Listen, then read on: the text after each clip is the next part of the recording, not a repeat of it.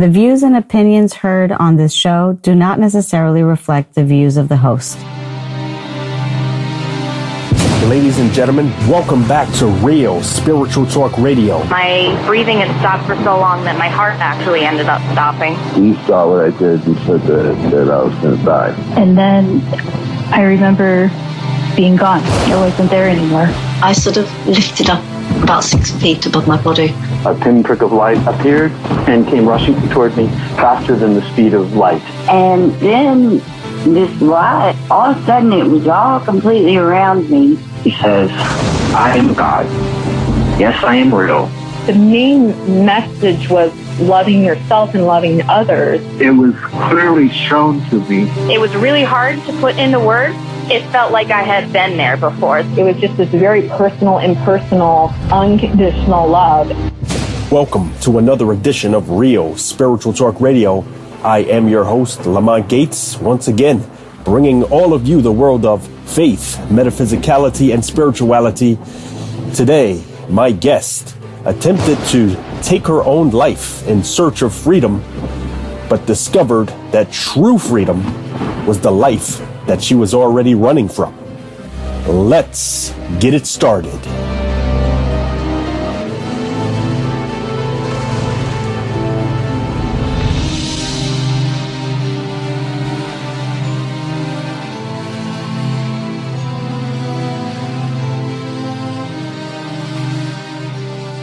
Ladies and gentlemen, joining us via telephone is near-death experiencer Kathy Owen.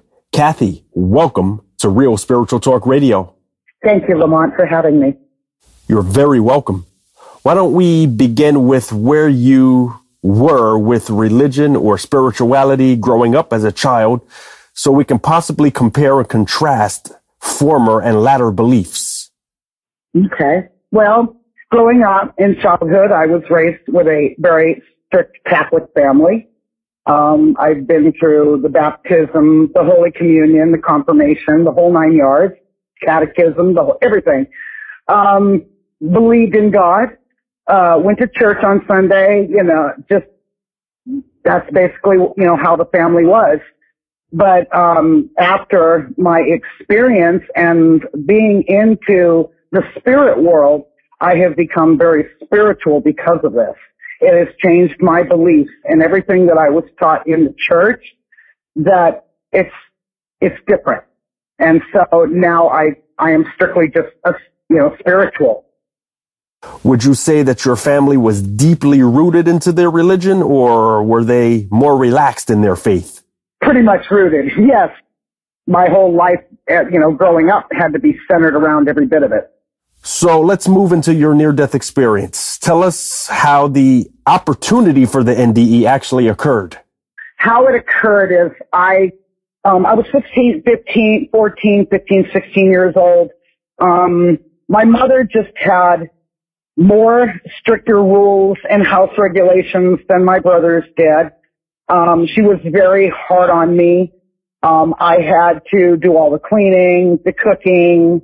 I wasn't allowed to have a life and have friends. She basically kept me pretty sheltered, and I started to rebel. And I just was like, well, why do my brothers get to go out with their friends and do whatever they want to do, and I'm not allowed to even go outside the house? So this led to, depression, resentment, not feeling loved and cared for, like I was being discriminated by my own parents. My father, not so much. My father would try to stick up for me. And if my mother raised her voice, my dad would back down and say, okay, never mind, you win. But he tried to defend me. He tried to stick up for me, and my mother always prevailed. So, but like I said, the depression started setting in, anxiety. And I know that's kind of strange to say that coming from a teenager, but then now I can understand what a lot of teenagers are going through these days.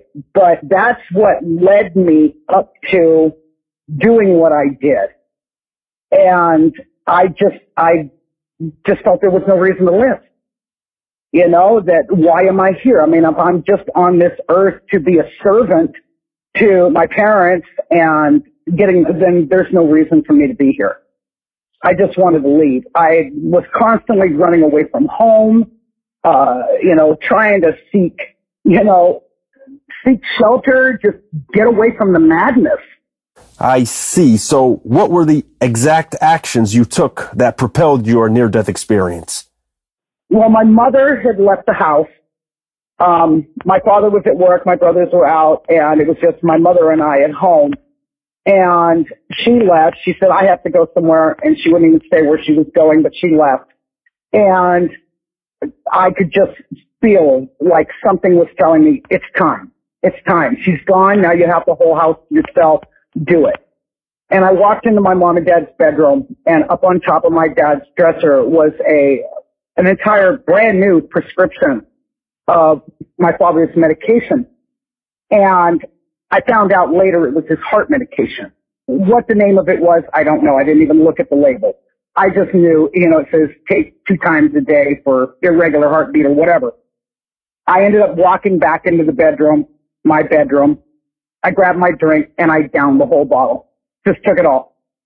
And I just laid on the bed. I was playing music. I was listening to Elton John. And I just laid on my bed and tried to fall asleep. And my mother came home, and that's when she found me. I was still breathing. Basically, according to her, I was basically in and out of consciousness. And that's when she dialed 911.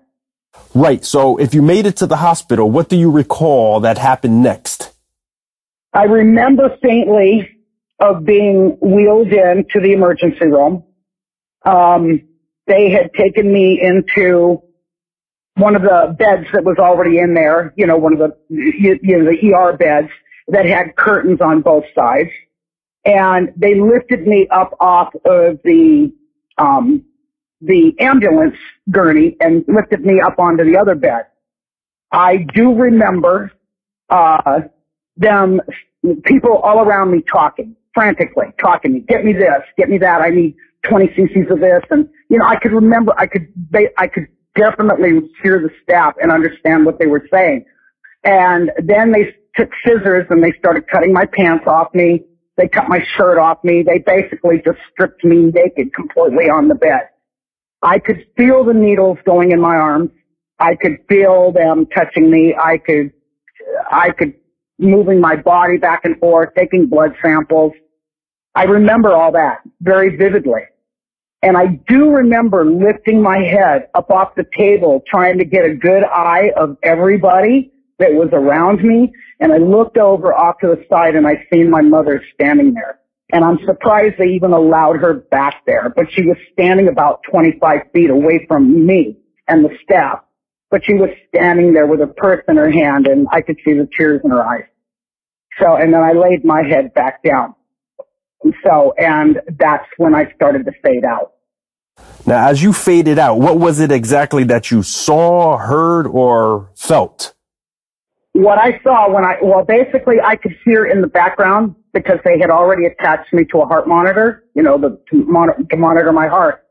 And I could hear it going beep, very slowly, beep, and then I just heard a flat line. It just went beep, and I just blacked out. As soon as I heard that flat line, I blacked out. Soon after that, I was standing outside my body. I was standing at the top by my head, a little bit off to the left, and I was standing there watching the entire staff working on me. And I looked down at the table and the bed, and I seen my body laying there, and I was like, oh my God, what did I just do? I mean, you automatically sense a feeling of like, I just screwed up, and now there's no turning back. There's no making it better, and that's when you realize you're done. You're gone. And I stood there in such disbelief, like, no, this isn't happening. I'm standing outside that's my dead body. And no sooner than I seen that, I got tapped on my left shoulder and I was gone.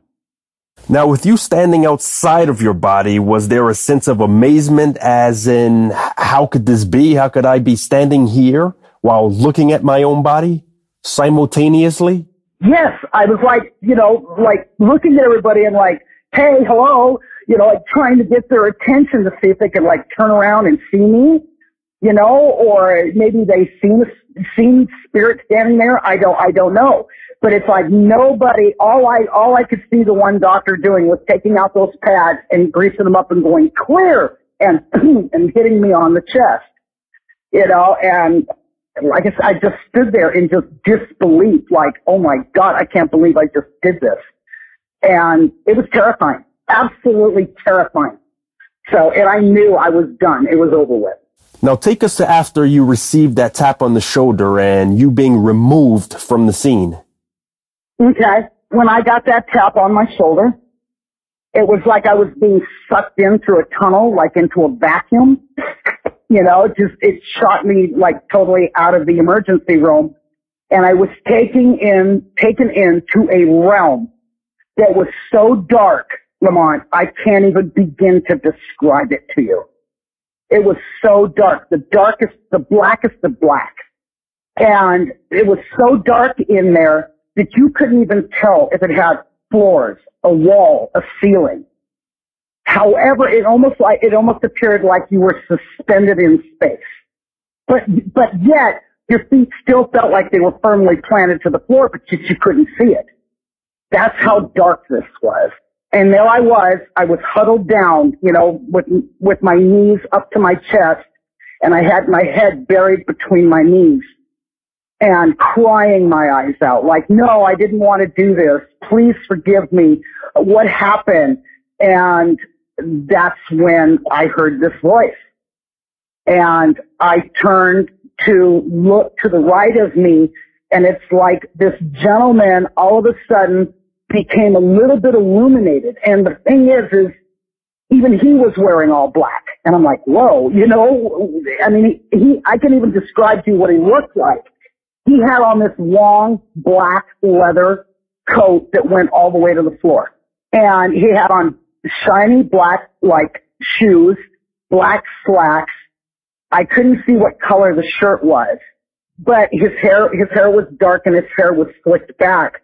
And he was standing there like if he was rolling something in his fingers. He had his hands together and like he was rolling something in his fingers.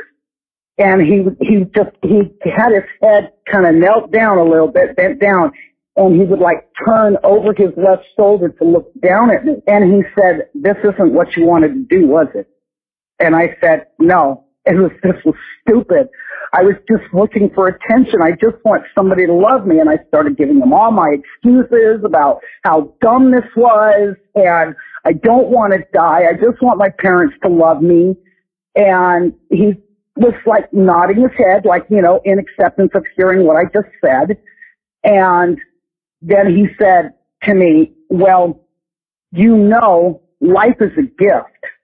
It's not for us to take." And I, at the time, didn't really understand what he meant by that. I'm 16 years old. Like, what was that all about, But I remember that sentence distinctly. Life is a gift. It is not for us to take. And then I seen him, and then I seen like a glistening of light on his face. And then he looked up and he was looking at something off into the distance. And when he did that, I did that. I was lifting up my head to see what he was looking at. And when I did, off into the distance, so far away, was this bright, crystallized, like light. Like looking through a prism. I mean, it had like just a starburst with rainbow colors just shooting out of it. And that's when he said to me, and I realized, wow, through my Catholic beliefs, okay, that was the light, okay? And I said, wow, that must be the light. And that's when he spoke to me and he said, "Suicides do not receive the light." And I was like, oh my God. So, I was in shock, but I seen it. I witnessed it. It was there. This whole thing was real. It couldn't even be any more real. I bet you if I reached over and touched that guy, I probably could have grabbed his coat. That's about how real this was to me. Is there any indication on who you believe this entity was? Honestly, now that I've come back with many of gifts, I know who he is now. He is my spirit guide. He is the one who has been guiding me since day one. And I was at the time I didn't know it was him. Now I do. And he's the one that's been guiding me through everything that I've been through. Because the next words that he said to me in the darkness was, and I want to quote this, that he didn't say, well, he has work for you to do, or I, or him. He said, we have work for you to do. We. And I'm like, okay, I'll do whatever you say. I don't care. Just send me back. I'll do whatever you ask of me. And that's when everything just disappeared. And I came back. I was sent back. However, I was in a coma for 32 days. So, and I wasn't in ICU. I was in CCU. I was in the critical care unit of San Antonio Community Hospital. And I had even found out that I had so many machines hooked up to me. It was crazy. So many IVs, everything in my body. But when I came out of that coma, it was like my eyes just opened up and I'm like, what am I doing here? And I heard the sound of, now you would think being in a CCU unit that you would hear the sounds of heart monitors and you'd hear the sound of respirators, ventilators and stuff, which I did hear. But I also heard voices. And I thought, well, maybe it's just the nurses over here at the nurses station. No, Lamont, it was like standing in a crowded room at a party and everybody was all talking at once. And I'm like, where are these people? And I looked over and there's a patient laying in that bed. There's a patient in that bed and so on. And then me and two nurses at the nurses station, which they had me positioned right next to the nurses station. So I guess I was pretty critical. But I came out of that totally unscathed. So talk to us now about the spiritual gifts or extrasensory perceptions you returned with. The first thing I noticed, of course, like I said, was hearing voices. Lamont, I thought it was crazy. I thought I was losing my mind. I'm like, oh my God, I'm hearing people now, And being at a young age, it was extremely hard for me to accept. I later on came to realize that what I was hearing were the voices of disembodied spirit. Okay, I was hearing the voices of the dead, the ones who have not crossed over, the ones who have not gone to the light, and which, AKA, I label them earthbound, meaning they're here on earth and they're bound because they refuse to go to the light. Or there's many reasons why. There's so many reasons why spirit doesn't cross over. You mentioned how your guide said to you, and you quoted him, that suicides do not receive the light. Now, I just want to get in there and clarify, there are several near-death experience accounts of suicides, not only going into the light, but actually being loved despite the suicide. Now, my theory was always that suicides and any actions that are done in this realm are on a case-by-case basis. In other words, it's not the act so much as it is the intention behind it. For example, someone can be clinically depressed versus someone that just wants attention, I guess, in your case. Would you agree? I do. And through all my research and through all my studies, I have found out that there are certain suicides that is acceptable and is not. Okay. Now, like for me, I just wanted to end my life. I didn't care. Maybe the great being above said, she's just a teenager. She doesn't know what she's thinking, but I believe that I believe the love is unconditional. Okay. But I do believe that he does have, sympathy for certain, like you said, for certain cases. Somebody might not be mentally stable. Somebody might have bipolar or suffer severely from depression. Those things could lead to suicide. Yes, they could. And I believe that he does overlook these things and say, you know what, hey, that wasn't their fault. You know, I mean, they weren't of sound mind, or maybe they were, you know, under the influence of something and they weren't thinking right.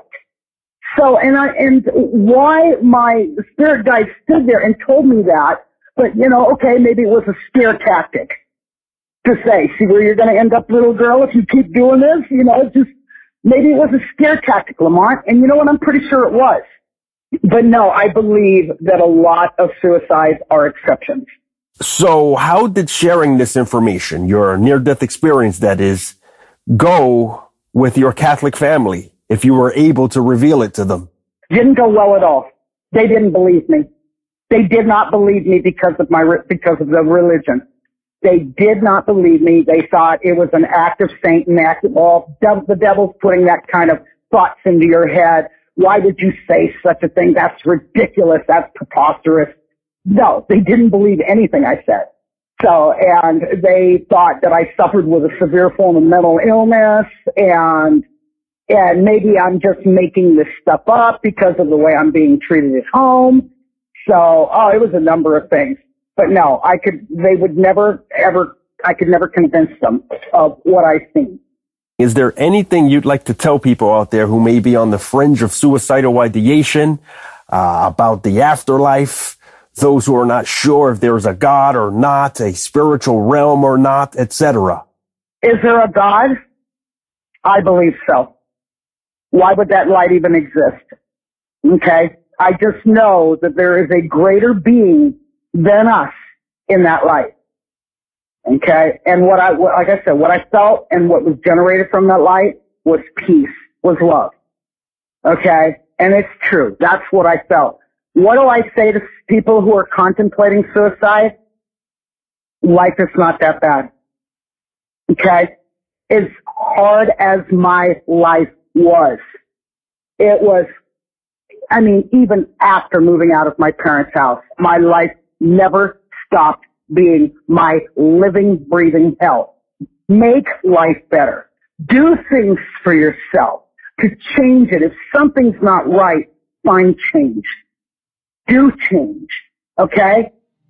Suicide is not the way out. It's not. It was shown to me. It was given to me of what could become of me if I don't try to make things work in my life. But don't lose faith. Okay? Just when you think of suicide, go talk to somebody.